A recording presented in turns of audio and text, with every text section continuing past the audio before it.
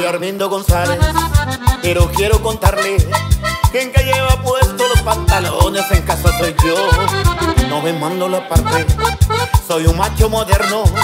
Para el nuevo milenio habrán en el mundo machos como yo. En mi casa, chamigo, yo hago lo que quiero y te contaré en un chamamé toda mi verdad. Temprano ya lavo la ropa mientras que tomando unos mates preparo el almuerzo para el mediodía. Ya todo listo tiene que estar.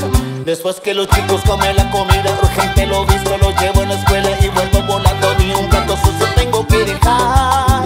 Yo soy el macho del nuevo siglo, pero igualmente pego un zapuntá.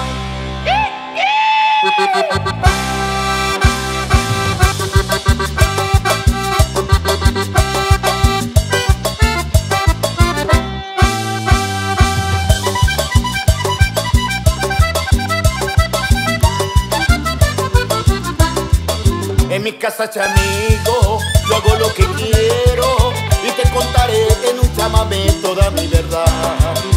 Mientras mi señora se acuesta a la siesta, mira la novela, yo plancho la ropa y busco la escoba. Toda la casa tiene que brillar. Se me hace las 5, me voy al colegio a buscar a los chicos. Le doy la merienda, preparo la cena, ya me queda poco para descansar. Yo soy el macho del nuevo siglo, pero igualmente pego un samurái.